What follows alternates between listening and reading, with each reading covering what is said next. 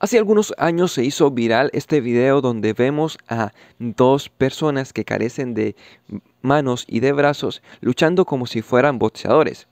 Y ellos se parecen muchísimo a los católicos y a los protestantes cuando estos debaten sobre la Biblia. Ambos están peleando sin manos y sin brazos. ¿Y por qué digo esto? Porque ellos desconocen la ley oral de los fariseos en contra de la cual enseñó Jesús. Es decir, los evangelios tratan acerca de cómo Jesús se burló de los fariseos. Y si tú no entiendes qué creían los fariseos, entonces no vas a poder entender de qué se está burlando Jesús. Para ver cómo los católicos y los protestantes carecen de manos y brazos a la hora de debatir sobre la Biblia, vamos a ver este par de videos donde vemos a un católico y un evangélico opinando lo mismo acerca de un tema en el cual están completamente perdidos. Veamos los videos. Una de las cosas que ustedes van a ver, si en alguna parte del Nuevo Testamento se manda a guardar el sábado, ellos van a dar capítulo y versículo, donde van a mostrar, donde diga en el Nuevo Testamento que nosotros los cristianos tenemos que guardar el sábado. Si no lo muestran, no podemos hacer nada, pero solamente ustedes verán que no lo mostraron.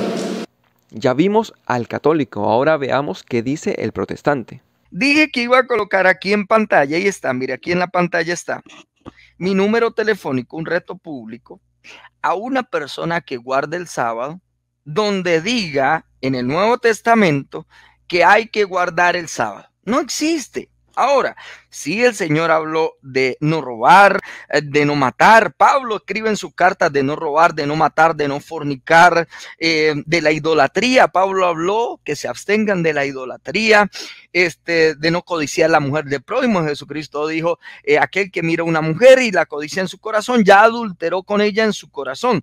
Entonces, todos los 10 mandamientos se repiten en el Nuevo Testamento, a excepción del día sábado.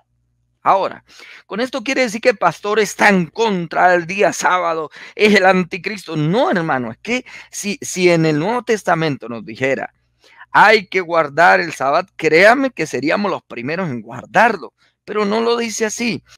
Vemos que tanto el pastor como el sacerdote hacen el mismo planteamiento. Dicen que a partir del Nuevo Testamento tenemos una nueva ley. Y el problema con este planteamiento es dónde empieza el Nuevo Testamento, ¿no?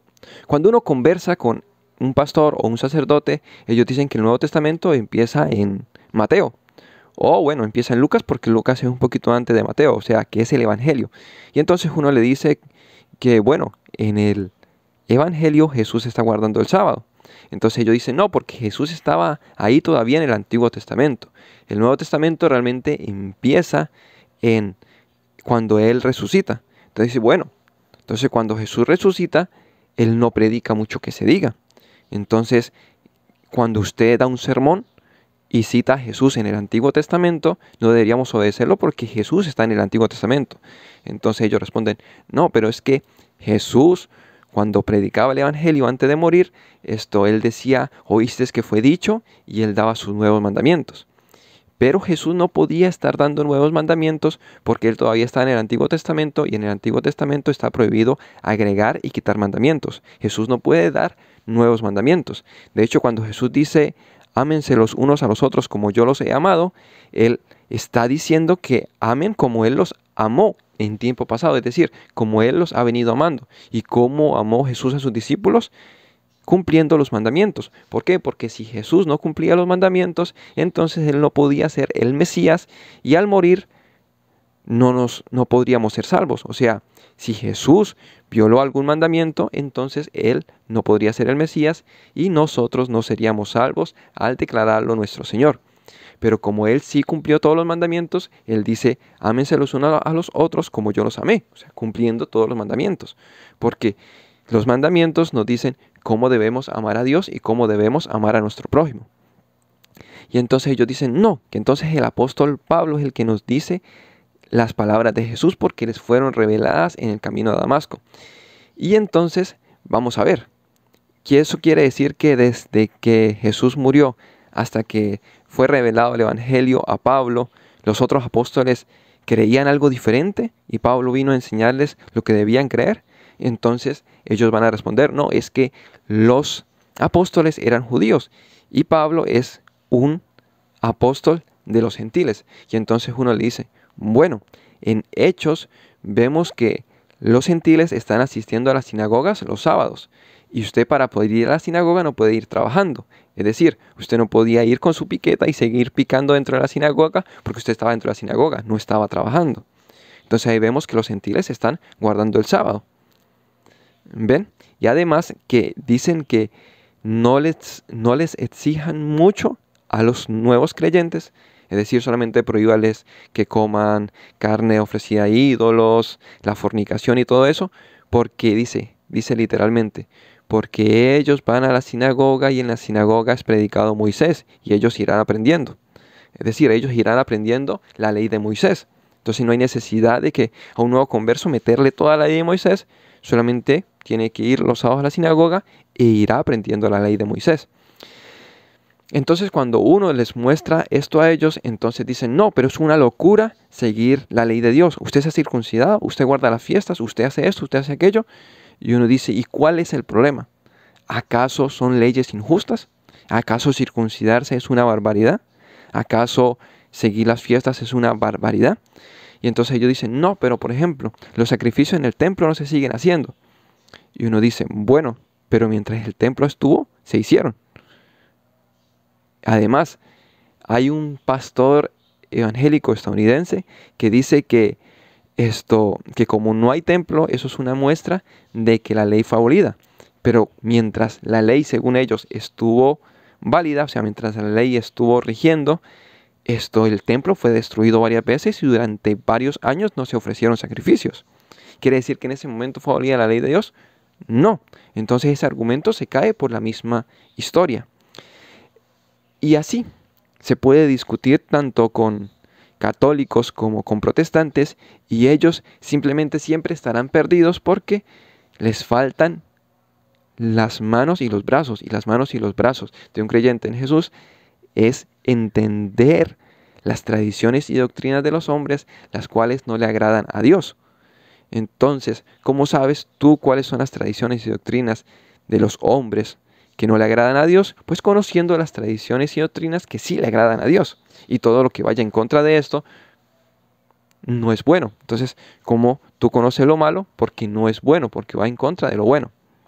Y existen otras cosas que son neutras. Por ejemplo, la Biblia no habla acerca de las drogas. Y muchos predican que las drogas son malas.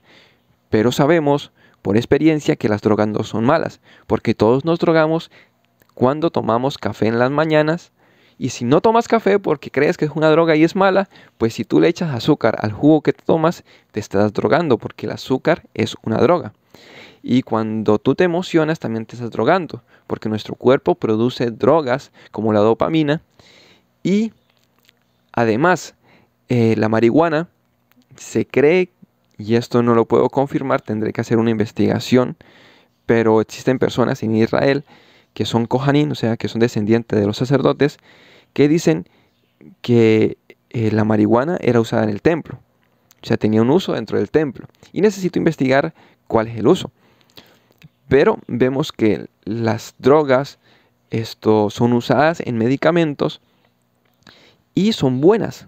El problema es cuando usted se excede con la droga. Y esto lo podemos comparar con el sexo. El sexo no es malo. Lo malo es utilizar mal el sexo. O sea, tener relaciones con la esposa del prójimo es malo. Pero tener relaciones con tu esposa es bueno. Es más, Dios nos dice que nos multipliquemos. ¿Y cómo nos multiplicamos? Entonces, yo lo que quiero conseguir con este video es conseguir un debate que pueda grabar, porque yo he debatido con mucha gente con la que hablo de manera casual o cuando entro a una iglesia y debato con los pastores, eso no queda grabado. Y yo quiero hacer un debate que quede grabado para que ustedes vean que todo esto que les expliqué es así.